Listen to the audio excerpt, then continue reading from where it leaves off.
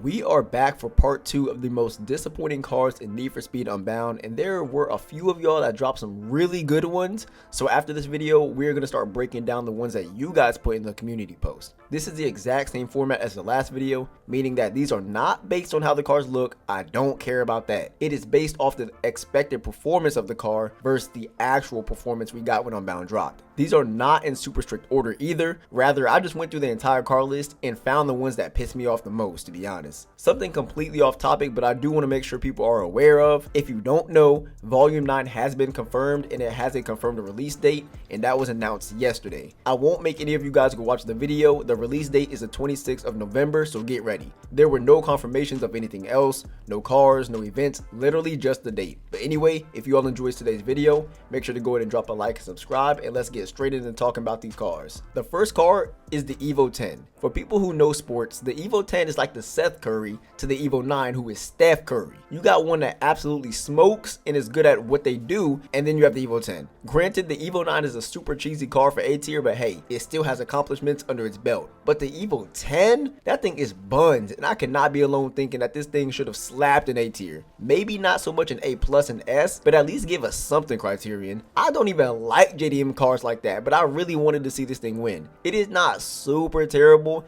and it can handle okay, but when you really start to actually race it, at least an A, you can see where I'm coming from. The car just feels out of place, like it should be doing way more, but isn't. The one good thing I will say about this car though is that it feels really good when drifting with it. No, I am not talking about Drift Pro. I am talking about actual drift racing. The drift angle that this thing can take is amazing, and it feels super smooth to micro drift straight out of a drift entry. That is how I know this thing could have been a lot better if given a little bit more performance boost. At the start of the races, it can tend to lag behind, even with a supercharger, and what makes it worse is the fact that it is all-wheel drive, but you wouldn't even know it. Another thing is that it does not take different terrain well at all. If you are switching from dirt to road or taking a curb, be well prepared to either spin out or get cooked in one way or another. How do we go from the Evo 9 being really good to something like the Evo 10, bro? The next car on my list is the Mustang GT. I recently raced with this thing, and it kind of made my answer change a little bit, but not enough to keep it off this list of shame. Yes, I know the Mustang is a muscle car, but so is the Dark Horse, and the Dark Horse is a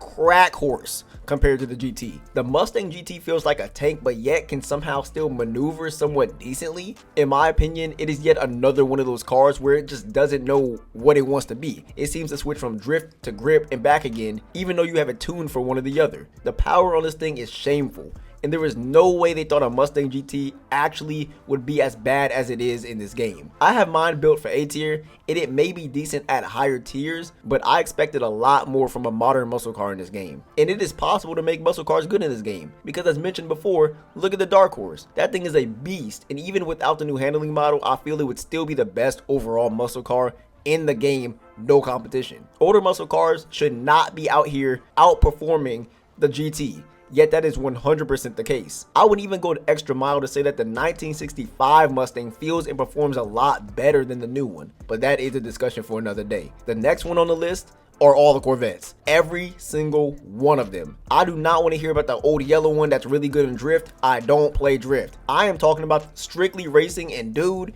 those things are actually bad. Like, Criterion really did not try to make these cars remotely close to how they act in real life. When I say that these have to be some of the slowest cars in the entire game, I am not exaggerating at all. I have a few of them built for different classes, and I tried to put the old one in almost every class, and it is exactly the same. Can barely put power into it, handles okay-ish, can never hit top speed, barely moves even with full burst NOS. Chevy must not have paid EA a bill or something, because I cannot think of one good reason why this group of cars should be so underpowered, yet here we are. Please save your money if you are thinking about buying any single one of these Corvettes. You are missing out on nothing, I guarantee it. All the engine options for these cars never really live up to what the Corvette should be capable of, and if I'm being honest, they should be up there with some of the big guns like the 4GT and the F40. If not equal to them, then at least a little bit further down, but there is no way a DeLorean should be out here outclassing any Corvette in any way. The only saving grace for this group is the old Corvette, which micro drifts very, very good, but even then that thing loses way too much speed in doing literally anything except driving straight. The Silvia 2002 Spec R Aero is the next one on the list, and man, what a letdown. You know when a car is just extremely mid and you feel it could have been a lot better? That's how I feel about this car. This thing should be up there with the 180SX, yet cannot even remotely come close to it. This thing handles so bad in my opinion, and it's just like the Urus, where it took me forever to figure out a specific handling model to create in order to control the car while racing. Keep in mind I had it tuned for drift for a while, and then eventually I switched it over to grip thinking that it would help.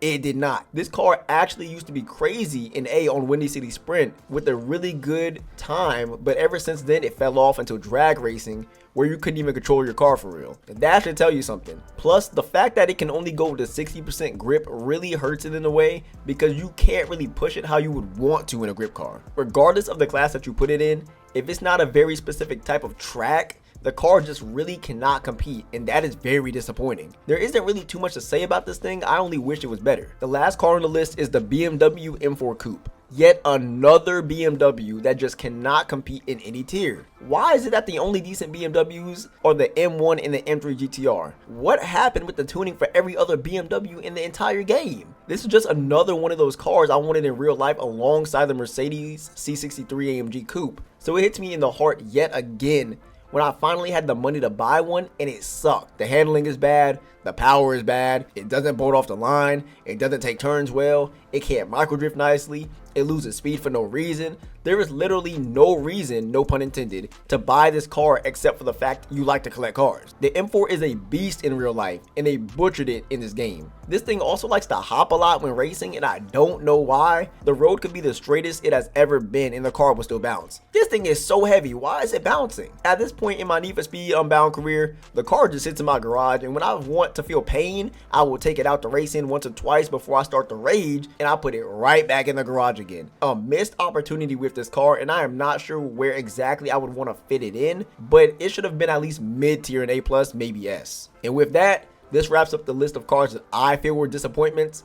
The community post for the question is still up if you all want to drop your answers. A video for those will be coming soon, or two. I'm not sure yet. It might be part 1, part 2, part 3. I apologize in advance if this video comes out a little short, but I mean, there was nothing to really say besides my thoughts on how the cars should have been better. I don't believe in dragging out my videos with useless stuff. So with that being said, if you enjoyed, make sure to go ahead and drop a like and subscribe, and I will see you all in the next video.